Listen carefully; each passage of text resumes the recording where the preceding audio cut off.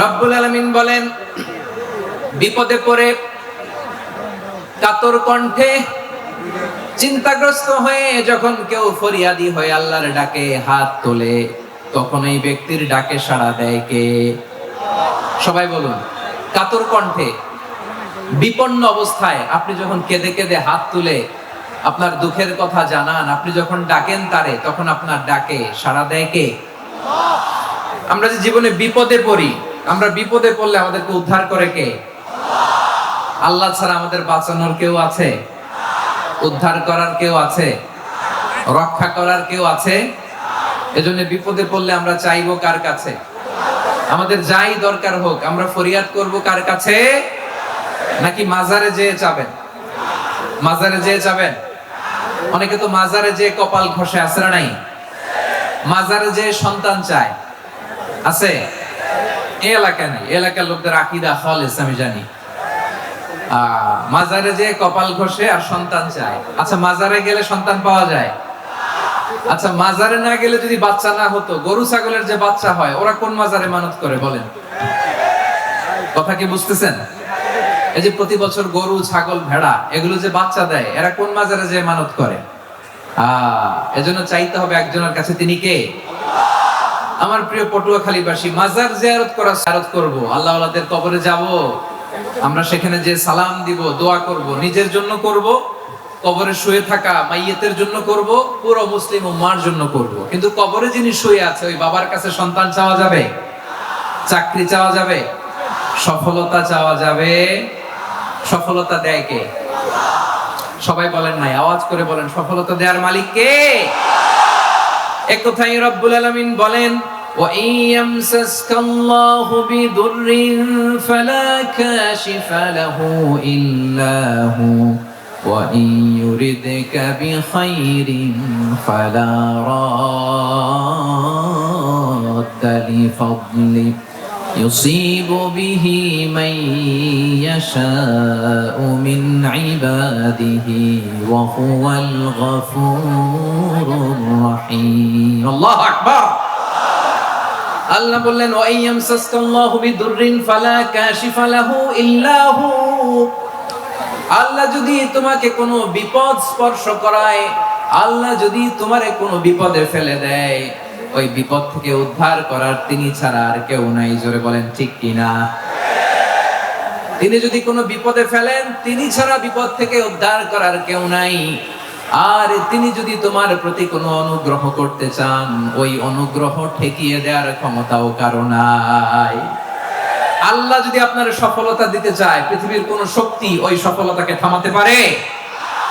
এজন্য আল্লাহ বললেন, খবরদার, চিন্তা আকীদা খালিস করে নাও। وَإِن يَمْسَسْكَ اللَّهُ بِضُرٍّ فَلَا كَاشِفَ لَهُ إِلَّا هُوَ। আল্লাহ বিপদে ফেললে বিপদ থেকে উদ্ধার করার কেউ থাকে না। আর আল্লাহ যদি তোমার প্রতি দয়া দেখাতে চান, অনুগ্রহ করতে চান, ওই অনুগ্রহকে প্রতিরোধ করার মতো ক্ষমতা কারো নাই। তিনি তার বান্দাদের মধ্য থেকে যাকে ইচ্ছা তাকে দেন, যত ইচ্ছা তত দেন। তিনি ক্ষমাশীল, তিনি মেহেরবান। সুবহানাল্লাহ। তিনি ক্ষমাশীল, তিনি মেহেরবান। তাহলে এই আয়াত থেকে আমরা বুঝতে পারলাম, আমরা যদি বিপদে পড়ি আমাদেরকে কেউ বাঁচাতে পারে না। আমার বাবা আমারে বাঁচাতে পারে? হ্যাঁ? আমার মা আমাকে বাঁচাতে পারে? আমার বন্ধু আমারে বাঁচাতে পারে? আমার দলের কর্মী আমাকে বাঁচাতে পারে? আমার পীর সাহেব আমারে বাঁচাতে পারে? আমার পটুয়াখালীর ভাইরা খেয়াল রাখবেন, বাঁচাতে পারে এক মহান সত্তা, উদ্ধার করতে পারে এক মহান সত্তা। চিৎকার করে বলুন, তিনি কে? আবার আল্লাহ বললেন, আম্মান ইউজিবুল মুত্তাররা ইযা দাআহু ওয়া ইয়াকশিফুস সুআ ওয়া ইয়াজআলুকুম খুলাফাআল আরদ আইলাহুম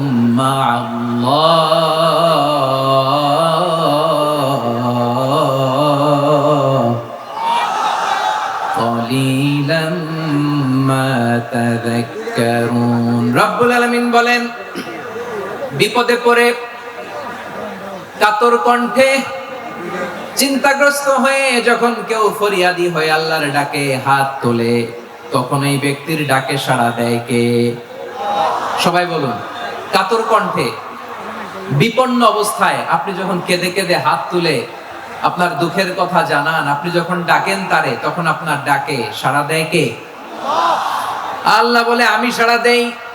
তোমাদের বিপদকে মুক্ত করে দেয় কে? ওই আল্লাহর সাথে কোন উপাস্য আছে নাকি? কিন্তু খুব অল্প সংখ্যক লোকই তোমরা উপদেশ গ্রহণ করো। কথাটা কার? তাহলে বিপন্ন মানবতা যখন কাঁদে, মানুষ যখন বিপদে পড়ে নিরুপায় হয়ে ফরিয়াদ করে, তার ডাক শোনার কেউ নাই একজন ছাড়া। চিল্লায় বলেন তো তিনি কে? এজন্য আমরা ফরিয়াদের হাত কার দিকে তুলবো? প্রিয় পটুয়াখালী বলেন, ফরিয়াদের দুটো হাত আমরা কার দিকে তুলবো? এবং খেয়াল রাখতে হবে, মাথার সাথে সেট করে নিতে হবে, আল্লাহ ছাড়া আমাকে উদ্ধার করার কেউ নাই। এই পৃথিবীতে কেউ আপন না।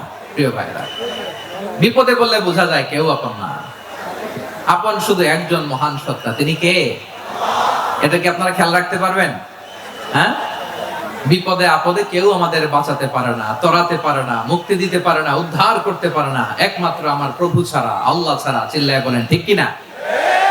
এবং প্রিয় পটুয়াখালীর ভাইয়েরা, মাথার সাথে এটা সেট করে নিতে হবে যে আমাদের পুরো জীবনটাই পরীক্ষা। পুরো জীবনটাই কি? The life is a test. পুরো জীবনটাই পরীক্ষা। এই জীবনে বিপদ আসবে, আপদ আসবে, পরীক্ষা আসবে, সবার জীবনে এটা থাকে। এক একজনের পরীক্ষা এক এক রকম। আমার পরীক্ষা একরকম, মাসুদ ভাইয়ের পরীক্ষা একরকম, চৌধুরী সাহেবের পরীক্ষা একরকম, আপনার পরীক্ষা একরকম, ওনার পরীক্ষা আবার আরেক রকম। পুরো পৃথিবীটাই পরীক্ষা ক্ষেত্র, সবাই পরীক্ষা দিচ্ছি, কিন্তু কারো পরীক্ষা প্রশ্নের সাথে কারোটার মিল নাই। সুবহানাল্লাহ পড়বেন না? পুরোটাই পরীক্ষা ক্ষেত্র, সবাই পরীক্ষার্থী, কিন্তু প্রশ্নপত্র একটার সাথে আরেকটা মিলে না। One doesn't match the other. একজনেরটার সাথে আরেকজনেরটা মিলে না। কাউকে আল্লাহ তাআলা ধনী বানিয়ে পরীক্ষা করেন। কি বানিয়ে? কথা কি বুঝতেছেন নাকি কষ্ট হচ্ছে? কষ্ট হচ্ছে আপনাদের? কাউকে আল্লাহ ধনী বানিয়ে পরীক্ষা করেন, আবার কাউকে আল্লাহ তাআলা গরিব বানিয়ে পরীক্ষা করেন, কাউকে আল্লাহ অসুস্থ বানিয়ে পরীক্ষা করেন। কেউ দেখবেন যে দুরারোগ্য ব্যাধিতে আক্রান্ত, ডাক্তার বলেছে আর সময় নাই, দুরারোগ্য ব্যাধি, ক্যান্সার, যার নেই কোনো অ্যান্সার, তার জন্য পরীক্ষা হচ্ছে এই রোগ। আরেক লোক দেখবেন তার আবার রোগ বালাই নাই, মাশাআল্লাহ, তাকে আল্লাহ তাআলা আর্থিক দৈন্যতা, দারিদ্রতা দিয়ে পরীক্ষা করছেন। এরকম আছে না নাই? টাকা পয়সা নাই, দিন আনে দিন খায়, যা আছে তাতে চলে না, এটা তার জন্য পরীক্ষা। আবার আরেক শ্রেণীর লোক দেখবেন তাকে আল্লাহ অসুস্থতাও দেয় নাই, দারিদ্রতাও দেয় নাই, তার দাম্পত্য জীবনের সমস্যা আছে না নাই? স্ত্রী কথা শোনে না, অথবা ছেলে মেয়ে কথা শোনে না। তাহলে পরীক্ষা সবার জীবনে আছে, এক একজনের পরীক্ষাটা এক এক রকম। আল্লাহ তাআলা দেখতে চায় যে এই পরীক্ষার সময় আমরা কিরকম রেসপন্স করি।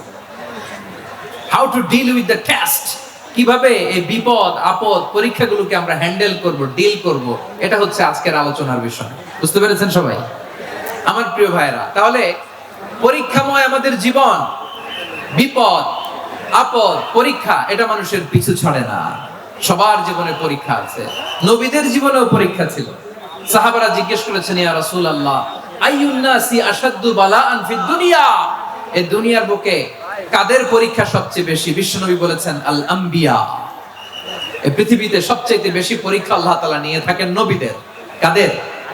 নবীদের।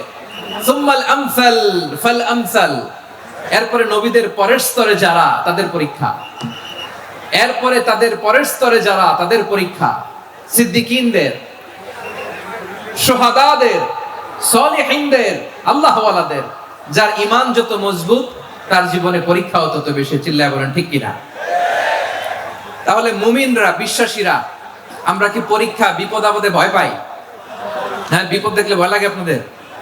ভয় লাগে? হ্যাঁ, না, মুমিনরা বিপদে ভয় পায় না, তারা হতাশ হয় না, সুবহানাল্লাহ, তারা নিরাশ হয় না। বিশ্বাসীরা হাল ছেড়ে দেয় না, তারা ভরসা রাখে একজনের উপর। চিল্লায় বলতে হবে তিনি কে? কারণ মুমিন জানে the grief isn't permanent, the test isn't permanent, the struggle in our life isn't permanent. আমাদের জীবনের দুঃখ, কষ্ট, স্ট্রাগল, এগুলো পার্মানেন্ট নয়। After every difficulties there is an ease. সব কষ্টের পরেই একটা সুখ আছে না নাই? রব্বুল আলামিন বলেন ফাইন্না মাআল উসরি ইউসরা, ইন্না মাআল উসরি ইউসরা, ভয় পেও না, চিন্তা করো না, কষ্টের সাথেই আমি রেখে দিয়েছি স্বস্তি। সুবহানাল্লাহ বলেন। মুমিন জীবনে বিপদ যত বেশি, কষ্ট যত বেশি, তার সামনে সফলতা তার চেয়েও বেশি, ঠিক কিনা বলেন? কারণ বিশ্বাসীরা জানে রাত্রি যত গভীর হয় সুবহে সাদিকের সময় তত আগাতে থাকে। গর্ভবতী নারীর পেটের ব্যথা যত বাড়তে থাকে, ঘরে নতুন মেহমান আগমনের সময় ঘনাতে থাকে। মুমিনদের উপর বিপদ, অত্যাচার, আপদ, পরীক্ষা যত বাড়তে থাকে, কালেমার পতাকা উড্ডয়নের সময় কাছে আসতে থাকে। বিশ্বাসীদের এগুলো হিসাব মিলানো অনেক আগে, এগুলো অনেক আগে হিসাব মিলানো। দুঃখের আধার শেষে সুখের আলো মিটি মিটি হাসে, চিল্লায় বলেন ঠিক কিনা? দুঃখের আধার শেষে আলোর প্রভাত হাসে, হতাশার কালো মেঘে যায় গো ভেসে, হতাশার কালো মেঘে যায় গো ভেসে। দুঃখের আধার শেষে আলোর প্রভাত হাসে, হতাশার কালো মেঘে যায় গো ভেসে, হতাশার কালো মেঘে যায় গো ভেসে। কোরআনের পাতায় পাতায় দেখো ইমানের পথ ঢাকা ব্যথার কাটায়। কোরআনের পাতায় পাতায় দেখো ইমানের পথ ঢাকা ব্যথার কাটায়। ভেঙে পড়ো না কভু হতাশ হয়ে,